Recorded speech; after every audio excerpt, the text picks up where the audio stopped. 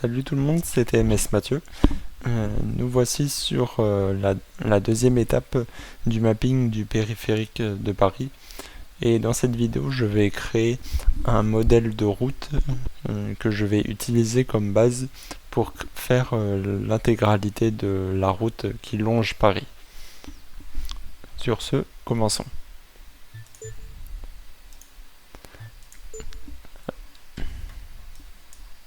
Alors, comme vous pouvez le voir, j'ai fait hors vidéo, j'ai commencé hors vidéo le mapping en 3D de la route, mais bon, je pense que c'est pas la peine de le refaire parce que de 1, la forme est assez basique, comme vous pouvez le voir. Bon, il y a quand même quelques trucs à arranger, comme par exemple ce mur que je vais retirer tout de suite. CTRL X. Voilà. Bon. Et ensuite, je vais mettre sur les faces, ces faces, celle-ci et celle-ci, les images du UV Project, enfin l'image que je vais attribuer à ces faces. Alors bon, je vais y aller vite fait, mais je prends comme modèle la route que vous voyez qui est sur le dessin ici, que je vais utiliser comme modèle pour faire le tracé en 3D. Et pour cela, il y a un outil qui se trouve ici, qui s'appelle déformation, et qui va m'être extrêmement utile pour la suite. Bon, pour faire simple, en faisant déformation, déjà je l'active. Ce qu'on voit, c'est qu'il y a différents points, mais ce qui nous intéresse, c'est ce point vert qui permet, si on clique dessus une fois et qu'on fait balader la souris vers l'avant, de créer une version du bloc de base, mais qui suit le tracé de cette droite, comme ceci. Donc déjà c'est un bon début. Ensuite, à partir de cela, je pourrais aussi lui faire des virages comme ceci. Bon, là c'est pas très bien, c'est pas bon, mais globalement on peut faire comme ça. Ensuite, clic droit comme ça, et ça rend comme ça. Comme quoi, là c'est nettement plus satisfaisant. Bon, en gros, vous avez déjà la majorité de ce qu'il faut savoir. Je vais particulièrement utiliser l'outil déformation pour faire la route. D'abord, avant de placer les couleurs, je vais juste régler quelques détails concernant ce bloc. Déjà que ici, il devrait y avoir, d'après ce que j'ai vu sur Google Maps, des trottoirs ici. Donc je vais les mettre. Donc bon, déjà ça, je le retire parce que c'est pas le bon.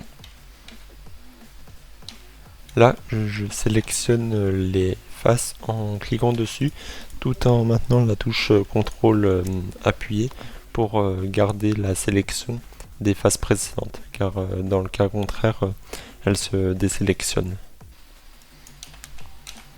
Donc là, je fais attention de prendre une distance de 1 cm si je veux faire en fin de compte un trottoir de bord égal à 10 cm, parce que ça sera une taille réduite par 10.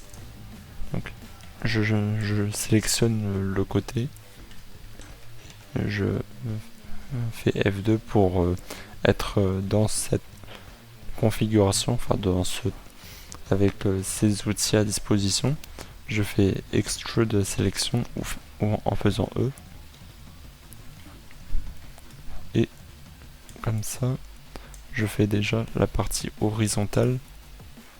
Mince, ça marche pas. Ouais, je stabilise la caméra, comme ça.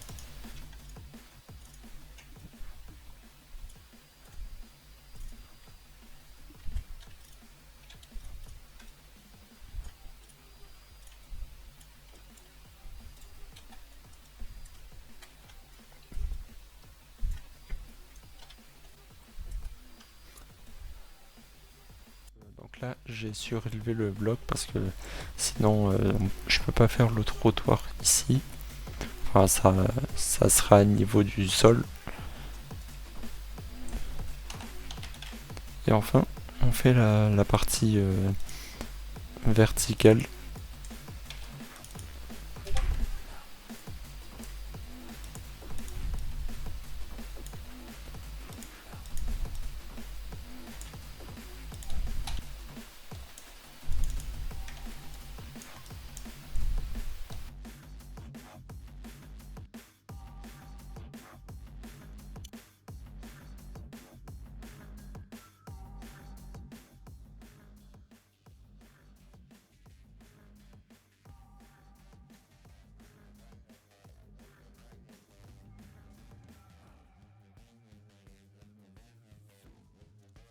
Concernant la largeur de la route, alors je me suis renseigné et en France, chaque voie, enfin les voies nationales, sont d'une largeur de 3,5 mètres.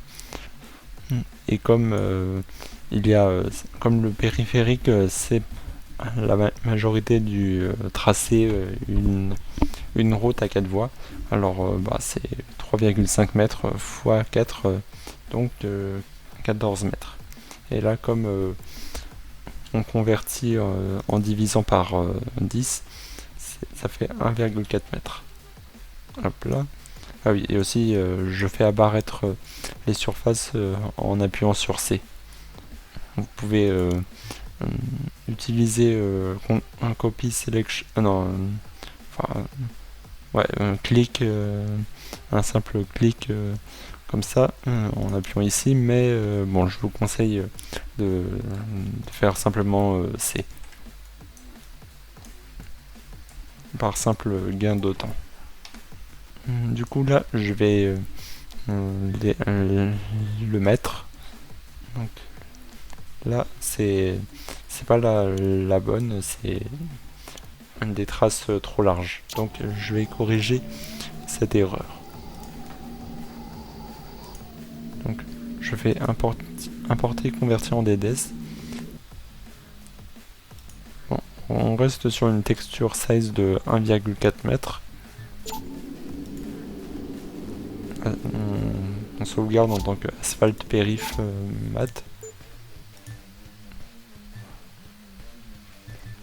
Ok, bon, elles sont placées, bon, elles sont pas mises comme il faut, donc pour cela, je vais réarranger l'image. Déjà, je vais la faire pivoter à 90 degrés, comme ça. Ensuite, je la... mince. Comme ça. Donc je prends l'option Move. Je place un coin de sorte à superposer la frontière, enfin cette frontière blanche, comme ceci. Voilà. Et je corrige, enfin je réarrange pour que ça corresponde aux limites, enfin, à la frontière du bas. Et donc pour le côté droit, c'est bon.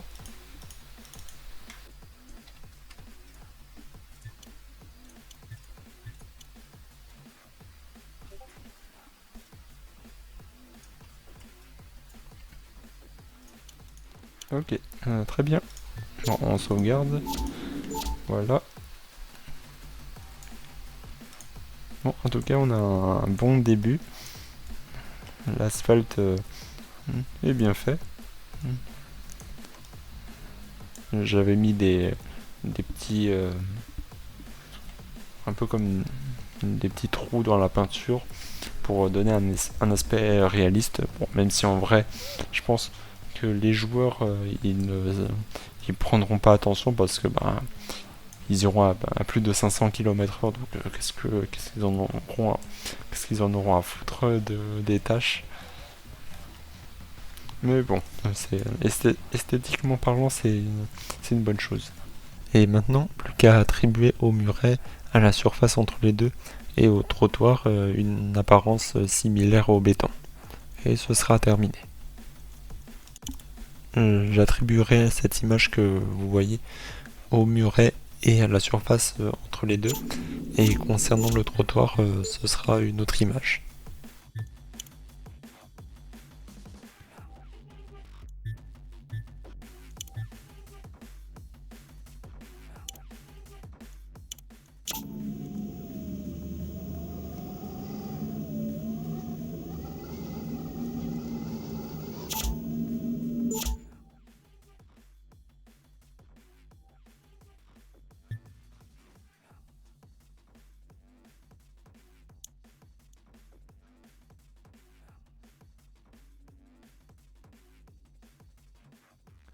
Là, je dois construire des sortes de trous que l'on retrouve sur les murets du périphérique.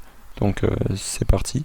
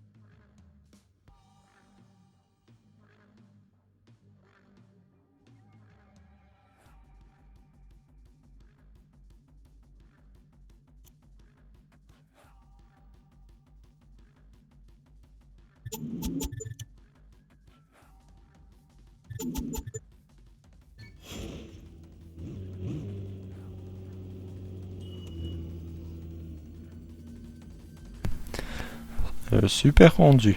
Il me reste plus qu'à surélever la partie horizontale qui se trouve vers le bas et ce sera bon. Il restera plus qu'à placer les blocs, les murets de manière à ce que ouais, ces trous soient écartés par à peu près 50 mètres, comme pour le périphérique.